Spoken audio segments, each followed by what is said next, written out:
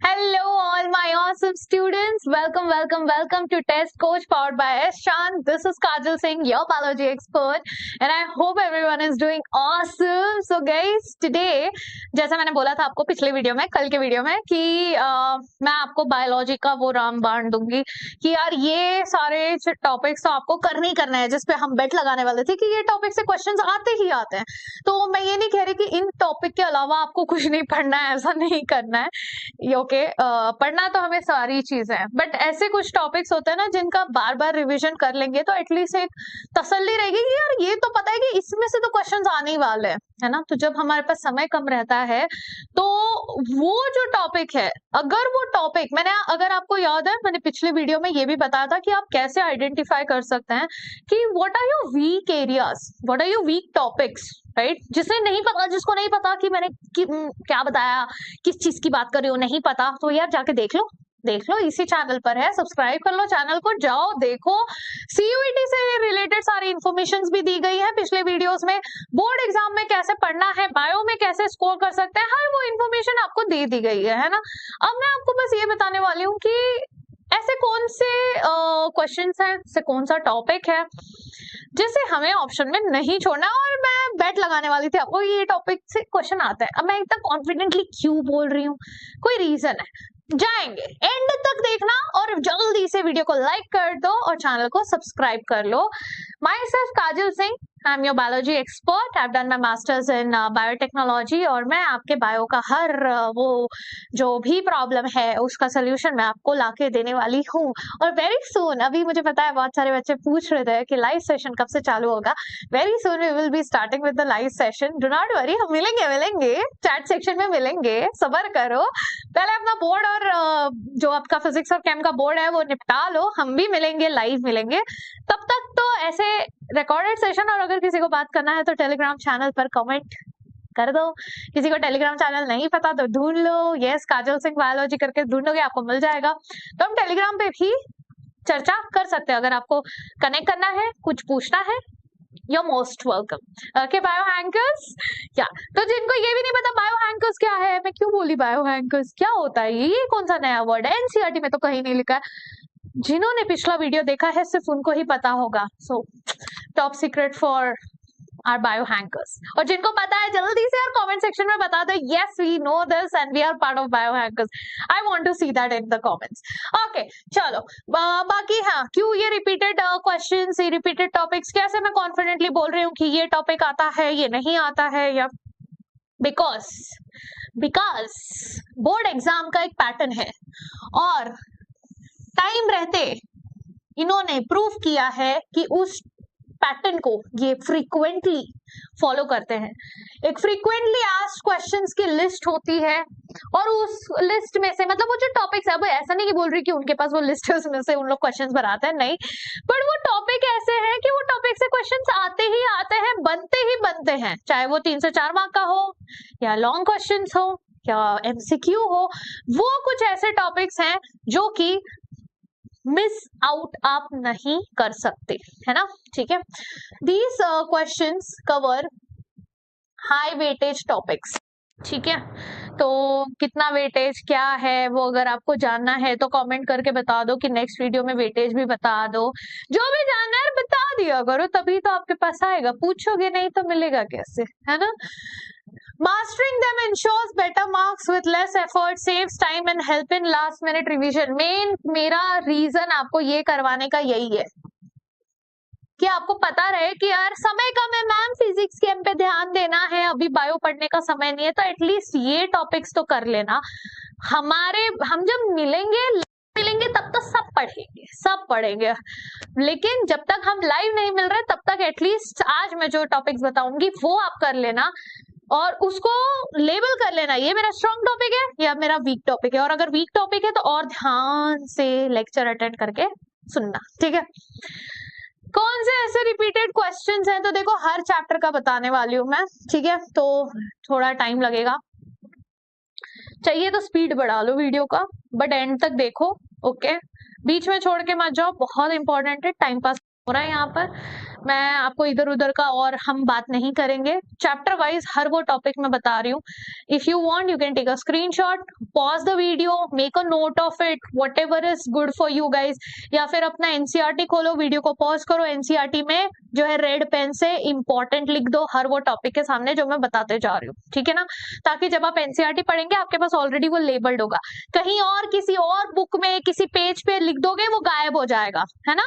तो अभी वीडियो को टेक योर टाइम, वीडियो को पॉज करो, go get your NCERT, get your red pen और whatever your favourite colour is and sit, open the chapter and start marking whatever topic I'm saying is must to do.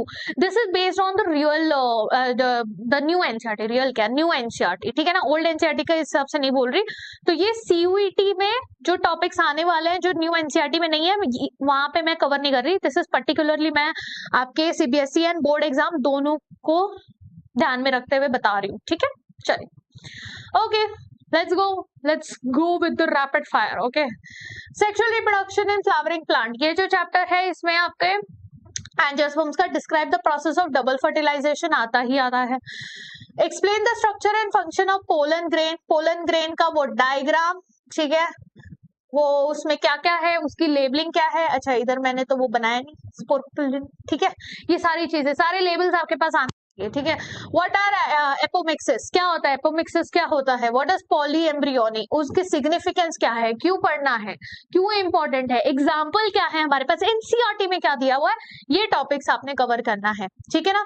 Yes, coming to next chapter that is human reproduction. बहुत बड़ा chapter है, बहुत बड़े chapter है, लेकिन ये chapter से question तो वही आता है ना हर साल, जो पता है हमको आता है तो प्रैक्टिस कर लो, तो जब आएगा तो आपको डर नहीं लगेगा।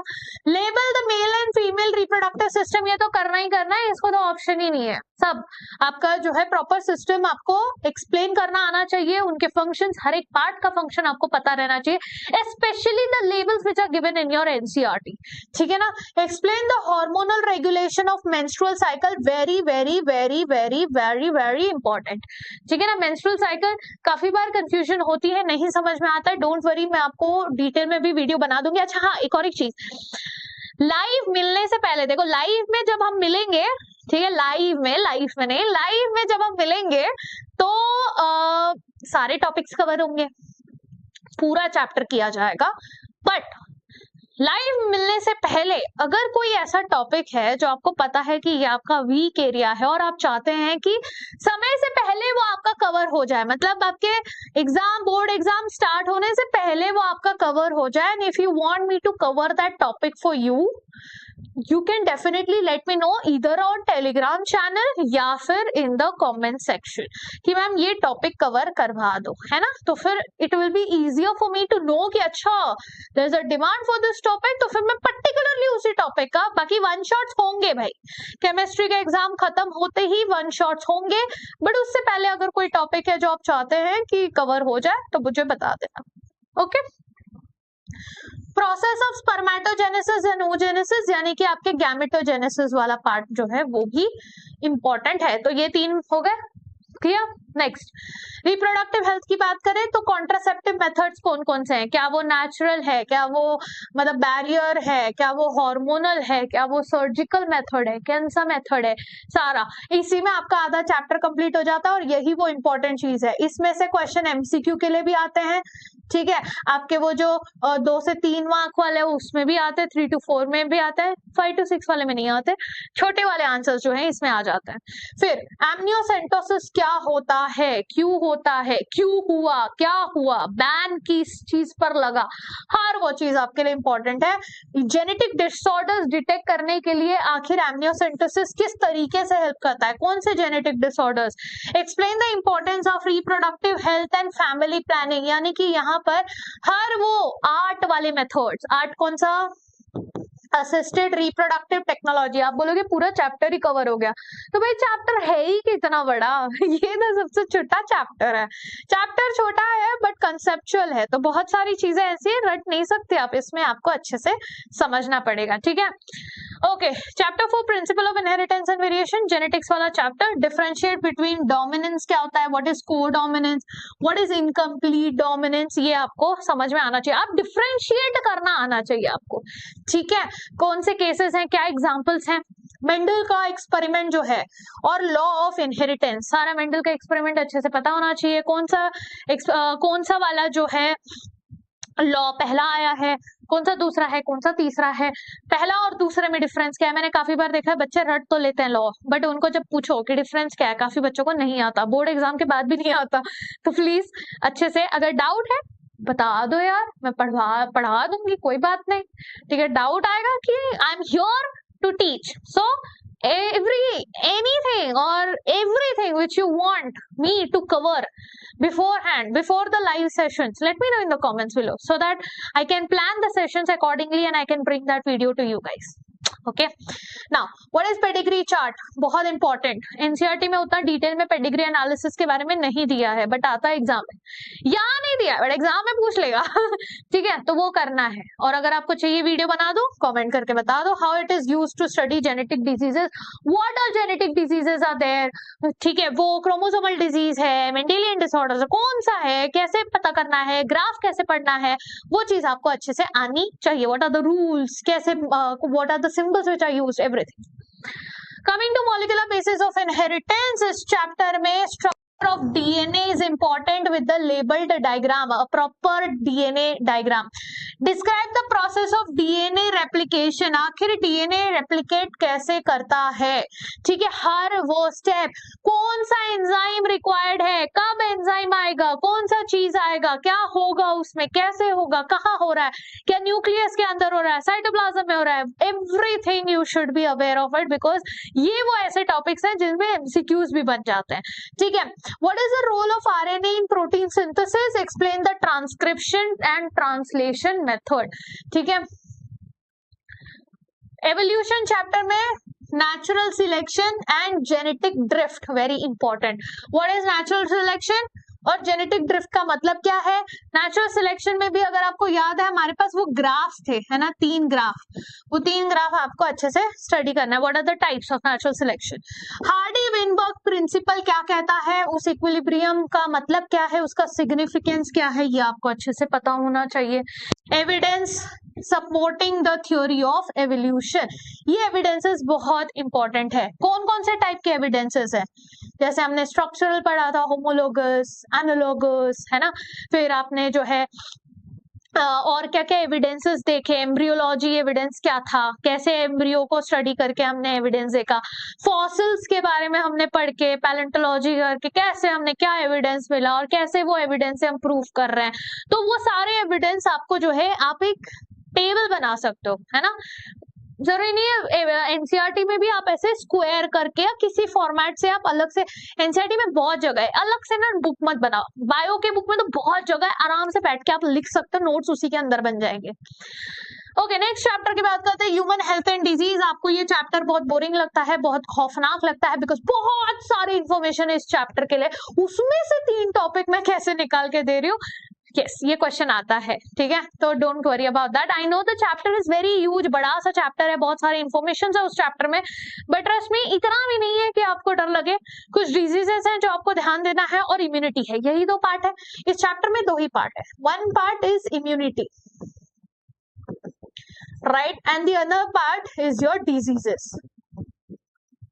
डिजीजेस को पढ़ने का बेस्ट तरीका है आप टेबल बना लीजिए। अगर आपके पास टेबल रेडी है तो आपका डिजीजेस हो गया, ये डिजीज का नाम, ठीक है, इसका कॉजेटिव एजेंट यानी कौन से पैथोजन से ये डिजीज हो रहा है, ठीक है, क्या उसका तरीका क्या है, यानी मोड ऑफ इन्फेक्शन क्या है, वो कर लो। अगर इंक्यूबेशन पीरियड दिया है, मेंशन किया है, तो उसको लिख लो।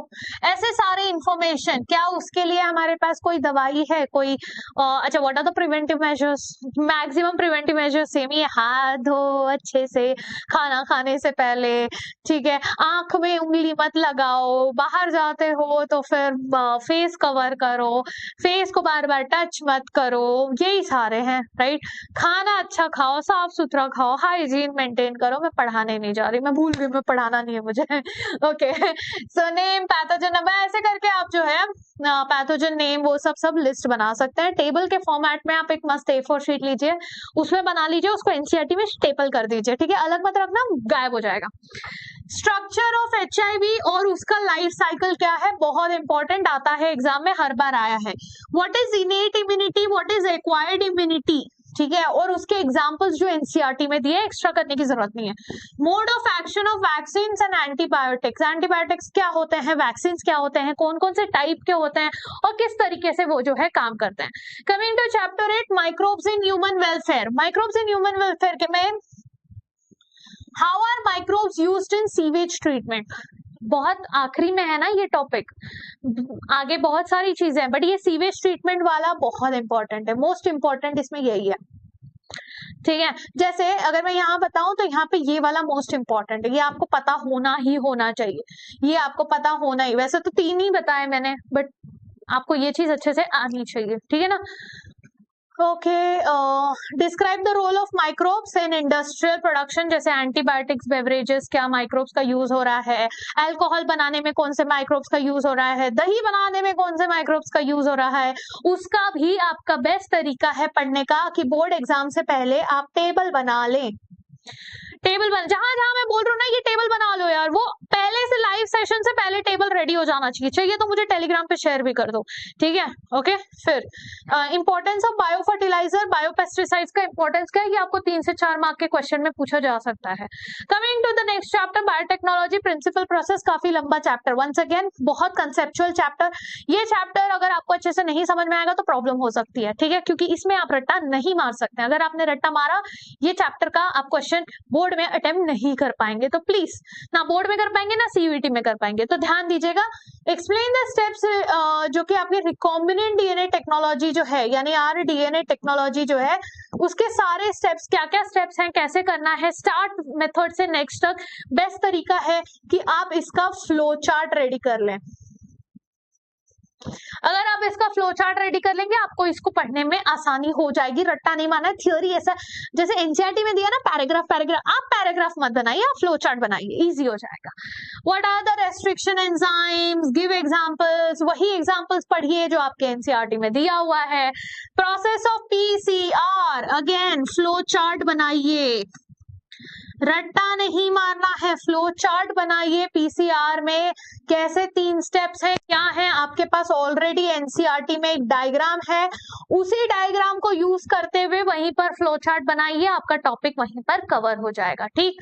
नेक्स्ट चैप्टर है एप्लीकेशन का, biotechnology and its application, Chhotu chapter है बट इसमें से भी टॉपिक्स जो है बहुत स्पेसिफिकली आते ही है, जैसे जीएमओस, आपका जेनेटिकली मॉडिफाइड ऑर्गेनिजम्स, क्या होता है जीएमओ, कैसे किया जाता है जीएमओ, कैसे बनते हैं और कौन कौन से एग्जाम्पल्स आपके एनसीईआरटी में दिए हुए हैं। Explain the gene therapy, what is gene therapy, उसका एप्लीकेशन क्या है मेडिसिन में, ठीक है। एक जो वो बच्ची वाला केस है, जल्दी बताओ मैं किसकी बात कर रही हूँ, एक जो 4 साल की बच्ची वाला केस है, वो कौन सा केस है, let me know in the comments below, उस पे क्वेश्चन हर साल आता है। जीन थेरेपी यूज करके वो फर्स्ट केस था जो हमने ट्रीट किया था, तो which was that, let me see कितने जन ऑलरेडी पढ़ रहे हैं, कमेंट्स में जरूर बताना। Yes, discuss the role of transgenic animals in research, क्या जरूरत है उसकी, ये आपके एनसीईआरटी में ऑलरेडी पॉइंट वाइज दिया है, बस उसी पॉइंटर्स में से जो आपका कीवर्ड्स है ना बस हाईलाइट कर दो बस, ठीक है। चलो आ जाते हैं हमारे लास्ट यूनिट पे, यानी last 3 chapters, organism and population, बहुत ही मजेदार चैप्टर। अब आपको लगता है इसको भी रट्टा है मारना है, बिल्कुल नहीं, मस्त है यार ये चैप्टर, इसमें तो कंसेप्चुअल भी नहीं है, it is just about knowing it, once you will read it ना मजे से, एक बार बस मजे से इसको रीड कर लोगे ना, ये चैप्टर मस्त है, एकदम फ्लो में जाता है, इट्स लाइक रीडिंग समथिंग, ऐसे जनरल नॉलेज के लिए पढ़ रहे हैं ना वैसा वाला चैप्टर है, तो इसको आप पूरी तरह से लाइटली भी नहीं ले सकते क्योंकि क्वेश्चंस टेक्निकल आता है, और इसको आप एकदम सीरियसली भी नहीं पढ़ सकते कि ओ बहुत कॉन्सेप्चुअल है, नहीं, but it's a fun chapter, you just have to, क्योंकि बच्चों को बोरिंग लगता है ना, मुझे पता है तुम लोगों को बोरिंग लगता है, इसमें क्या क्या दिया है, इसमें क्या क्या पढ़ना है, कुछ समझ में नहीं आ रहा है, just try to understand this chapter, it's like a story. इसको एक बार आप अंडरस्टैंड कर लेंगे ना इस चैप्टर को, आपको लगेगा यार ये तो बेस्ट चैप्टर है, मतलब मजा आ रहा है ये पढ़ के, ठीक है। इसमें आपको इकोलॉजिकल निश क्या होता है, उसके एग्जाम्पल्स क्या क्या आपके एनसीईआरटी में दिए हुए हैं। What is population growth, explain उसका टाइप क्या क्या है। एक्सपोनेंशियल लॉजिस्टिक ग्राफ बनाओ, उसी ग्राफ को बनाओ और उसी ग्राफ में यहाँ पे लिख लो ये कौन सा फेज, ये कौन सा फेज, ये कौन सा फेज का मतलब क्या है उस फेज का। Describe different types of population interaction, जैसे कि what is mutualism, what is competition, what is predation, what is कमेंसालिज्म। ये जो है आपको इसके लिए भी आप टेबल बना लीजिए। टेबल में आपको पता होना चाहिए इसका किस तरीके का इंटरेक्शन है, इंटरेक्शन का नाम क्या है, ठीक है। इसमें वो नहीं आपके एनसीईआरटी में ऑलरेडी दिया हुआ है, प्लस माइनस, कौन बेनिफिट हो रहा है, कौन नेगेटिव में है, कौन न्यूट्रल में है, मतलब किसका नुकसान हो रहा है, किसका बेनिफिट हो रहा है, उस हिसाब से, ठीक। प्रेडेटर प्रे के हिसाब से, और ऑल्सो उसके एग्जाम्पल्स, वो एग्जाम्पल्स जो आपको एनसीईआरटी में दिए हुए हैं। और इसका पता है, ये पढ़ने का बेस्ट तरीका पता है, रट्टा मारना। इसका ना आप एक बार ना आप गूगल आंटी से पूछ लेना, एक बार गूगल आंटी से पूछ लेना कि यार ये इसका इमेज दिखा दो क्या है ये, ठीक है। वो व्हेल्स के पीछे छोटी छोटी मछलियां चिपकी होती हैं, जल्दी से बताओ उनका नाम क्या है। वो ना आपको ऐसे पढ़ने में उतना मजा नहीं आएगा, एक बार जाकर गूगल आंटी से बोलना इमेज दिखा दो, और वो इमेज जाके देख लो तो वो याद रहेगा। use visual aids to remember these topics because these are the topics which are there in the nature. This is not something which जिसके लिए तुमको माइक्रोस्कोप की जरूरत पड़ेगी देखने के लिए। जैसे हमारे बाकी chapters you have to understand it and you have to, अब पीसीआर है, पीसीआर आप डायग्राम फ्लो बना रहे हो, वो डायग्राम फ्लो आपको कंसेप्चुअल टॉपिक है, वो आप कहीं देख नहीं रहे हो। ये सारी चीजें आपके नेचर में प्रेजेंट है, आप ये देख सकते हो, तो देखो, फिर देखो ताकि याद रहे, है ना। हमें बॉलीवुड मूवी ज्यादा क्यों देर तक याद रहती है, क्योंकि हम वो विजुअली देख रहे हैं और मजे से देख रहे हैं, इसीलिए वो ज्यादा टाइम तक याद रहती है। कितना ही बोरिंग क्यों ना हम 10 चीजें बोल के आएंगे, बकवास मूवी थी, फ्लॉप मूवी थी, स्टैंडर्ड गिर गया है मूवीज का, बट याद रहती है। Why not with the subject, and that to the subject we already love, because you are not studying it the way it is required to be. ये nature में है। आप, मैं ये नहीं बोल रही हूँ जाओ जरा जू घूम के आओ, ये वो नहीं बोल रही, एटलीस्ट है आपके पास यार गूगल आंटी, पूछ लो, बता देंगे, देख लो, अच्छे से याद हो जाएगा, ठीक है। Okay, second last chapter, ecosystem. अब यहाँ पे चीजें थोड़ी सीरियस होते जा रही हैं, ठीक है। यहाँ पे आपका एनर्जी फ्लो आपको अंडरस्टैंड करना है, इकोसिस्टम का pyramid of energy, very easy examples हैं, उसके पिरामिड्स बनाओ, उसके बारे में बगल में लिख दो। फूड चेन्स क्या है, फूड वेब क्या है, बचपन से पढ़ते आ रहे हैं ना, यस, ये तो बचपन का टॉपिक है अपने। एग्जाम्पल जो आपके एनसीईआरटी में वो इंपॉर्टेंट है, क्योंकि ये आपने बचपन से नहीं पढ़ा है और यहीं पे हमारी नैया डूब जाती। तुमको फूड चेन क्या है, फूड वेब क्या है, ये तो पता है, ये तो बचपन पे पढ़ रहे हैं। ये जो नए एग्जाम्पल्स हैं, साइंटिफिक नेम्स हैं, वो पढ़ने में तकलीफ होती है, तो उसका लिस्ट बना लो।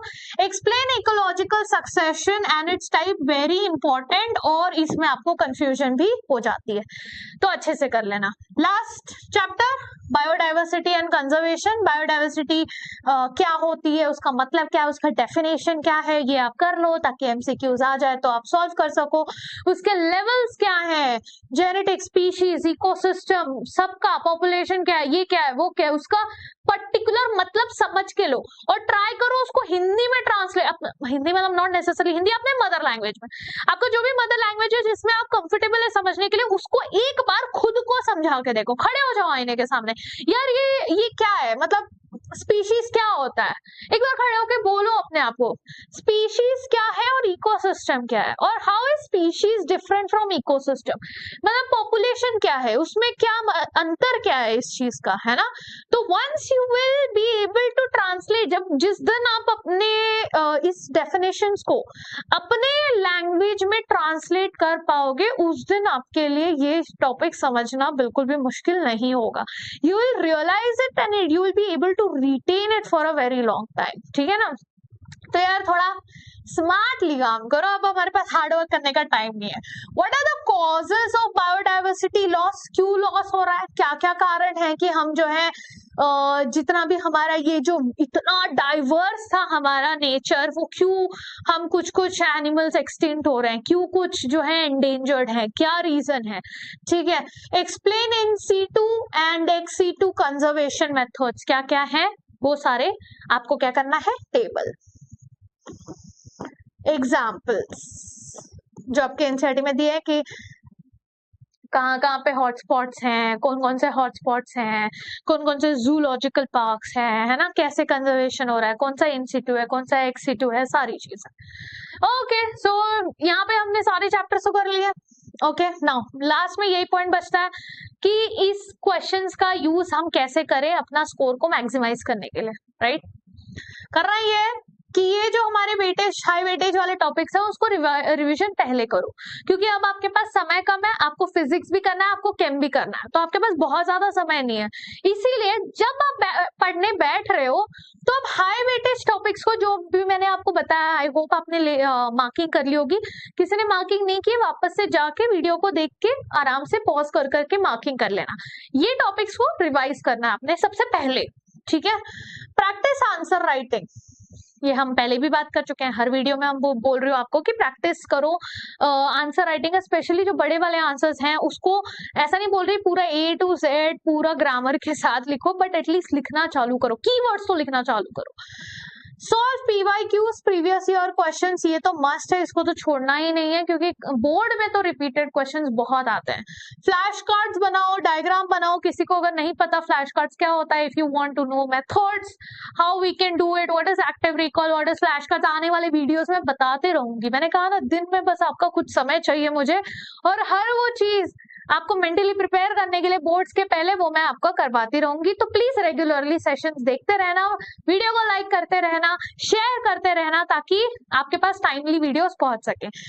Use mnemonics and memory techniques, जैसे एक्टिव रिकॉल एक मेमोरी टेक्निक है ना, तो ऐसे बहुत सारे टेक्निक्स हैं जो मैं आपको धीरे धीरे आने वाले सेशंस में बताती रहूंगी। प्रो टिप्स क्या है भाई, हमारे एनसीईआरटी को स्ट्रिक्टली फॉलो करो, उसके आसपास इधर उधर भटकना नहीं है। Diagrams very very very very important, उसको छोड़ना ही नहीं है। सारे डायग्राम्स हमारे मास्टर टिप पे होने चाहिए हमारे, कि हमने प्रैक्टिस किया है, कॉन्फिडेंस रहना चाहिए, हाँ मैंने प्रैक्टिस किया है, ठीक है। क्रिस्प एंड कंसाइज आंसर्स लिखना चालू करो, और इसका तरीका यही है कि आप कीवर्ड्स स्टडी करेंगे, तब जाके आपको अच्छे से आपका आंसर क्रिस्प तरीके से, कंसाइज तरीके से आता रहेगा। अब घुमा फिरा के जो लोग लिखते हैं ना कि अरे यार 3 मार्क का क्वेश्चन है, मतलब 6 पॉइंट्स तो लिखने पड़ेंगे, 6 पॉइंट्स लिखने हैं, मतलब उसको हम घुमा फिरा के 1 पॉइंट ऐसे लिखेंगे, 1 पॉइंट को टेढ़ा करके लिखेंगे, है ना, तो वो हमको नहीं करना है, ठीक है। ये आपका लिटरेचर वाला नहीं है जहाँ पे आप चीजें घुमा दो, प्लीज वो मत करना। कीवर्ड से स्टडी करोगे तो आपको प्रिसाइसली पता रहेगा कि आपको कैसे आंसर लिखना है। Manage your time wisely and please attempt your mock test and sample papers. अच्छा, मॉक टेस्ट यहाँ पर आप एक काम कर सकते हैं, सैंपल पेपर्स तो करना ही है आपने, ये तो आपका डिटेल्ड बोर्ड के लिए हो गया, बट उसके साथ साथ जैसे मैंने बोला आपका सीयूईटी भी सेम सिलेबस पे है ना। हाँ, सीयूईटी में कुछ कुछ टॉपिक्स ऐसे हैं जो एक्स्ट्रा हैं, तो वो भी आपको अगर टाइम है आप कर सकते हो तो बिल्कुल करिए, और सीयूईटी का भी मॉक टेस्ट साथ साथ में देते रहिए, ताकि यहाँ का जब आप थ्योरी वाला मॉक टेस्ट नहीं दे रहे हैं तो भी एटलीस्ट आपकी एमसीक्यूज तो बनती जा रही है। ये मैं उन बच्चों की बात कर रही हूँ जो कि बोर्ड के साथ साथ सीयूईटी भी देने वाले हैं, उनके लिए मैं कह रही हूँ कि आप एमसीक्यूज प्रैक्टिस करने के लिए आप सीयूईटी का मॉक लगा सकते हो, और सीयूईटी का मॉक एनालाइज कैसे करना है, क्या करना है, ये मैं आपको नेक्स्ट वीडियो में बताने वाली हूँ। तो please do subscribe to the channel so that you know कि सीयूईटी के मॉक टेस्ट में कैसे करना है परफॉर्म, और क्या उसमें देखना है, मतलब क्या हमारे लिए इंपॉर्टेंट है। बिकॉज देखो, सिर्फ टेस्ट नहीं देना है, अगर आप सिर्फ टेस्ट दे रहे हो ना, जो बच्चा सिर्फ बैठ रहा है 3 घंटे टेस्ट दे रहा है और उसके बाद वो अपने स्कोर्स को निकाल के भूल जा रहा है, that is the most stupid thing you can do with yourself. Okay, that's the most illogical lame mistake which you will be doing, and वो regret करोगे तुम। क्यों ऐसा कह रही हूँ, टेस्ट तो दे रहा हूँ मैं, उसके बाद भी ऐसे कैसे बोल रहे हो, क्योंकि टेस्ट देना is not important, it is important, but वो टेस्ट देने के बाद उस टेस्ट को सही तरीके से, बहुत प्रोडक्टिव एंड एफिशिएंट तरीके से एनालाइज करना is the most important part. जो बच्चा सिर्फ टेस्ट देता है उसके उतने ही मार्क्स रहेंगे, इंप्रूव नहीं होंगे। जो बच्चा टेस्ट देकर एनालाइज करता है सिर्फ वही स्ट्रेटेजिकली आगे पढ़ के अपने मार्क्स को इंप्रूव कर पाता है। हम टेस्ट देते हैं ताकि हमें पता चले कि हमें हमारा वीक एरिया क्या है, हमारा स्ट्रॉन्ग एरिया क्या है और हमें क्या इंप्रूव करना है, और वो आपको पता चलेगा जब आप एनालाइज कर पाओगे, और इसके बारे में हम हमारे नेक्स्ट वीडियो में बात करेंगे। For now you just have to focus that how you can score 90 plus. Trust me, you can. Okay, so master these repeated questions is your boards. Like, share और subscribe कर लो ताकि ऐसे ही आगे हम discuss करते रहें, ऐसे ही टिप्स मैं आपके लिए लाती रहूं, ऐसे ही इंपॉर्टेंट स्ट्रेटेजीज हम डिस्कस करते रहें इससे पहले कि हम लाइव मिले। तो लाइव मिलने से पहले मैं चाहती हूँ मैं तुमको एकदम 360 डिग्री फुल रेडी कर दूं एग्जाम के लिए। क्या क्या चीजें आपको पता होनी चाहिए, क्या नहीं पता होना चाहिए, क्या गलती हो सकती है, क्या नहीं हो सकती है, क्या क्या प्री रिक्विजिट्स हैं जो मैं चाहती हूँ कि आपके पास ऑलरेडी रेडी हो, अगर आपने नहीं किया है तो किस चीज पर आपको ध्यान देना है, नहीं देना है, वो सारी चीजें जब पहले से पता होती है ना, इट्स लाइक गेम खेलने जा रहे हैं, गेम खेलने से पहले के जो रूल्स हैं जब वो क्लियर हो जाते हैं ना तो गेम खेलने में इजी होता है। तो बस यही सारे रूल्स एंड रेगुलेशंस और आपका मेंटल जो प्रिपेयर्डनेस है ना वो एक बार हो जाए, फिर हम मिलेंगे लाइव हर चैप्टर को धमाकेदार तरीके से कंप्लीट करने के लिए। ओके, सो उसके लिए also please scan this QR code to download our app test coach powered by S Chand. ये आप जल्दी से जल्दी डाउनलोड कर लीजिए ताकि यहाँ पर भी आप जो रिसोर्सेज हैं वो आप एक्सेस कर पाए।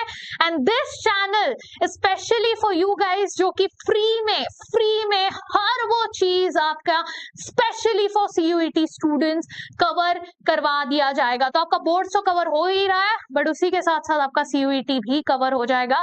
So subscribe the channel, stay tuned and let's catch up for next video. Until then, tadas, bye bye, take care everyone and thank you.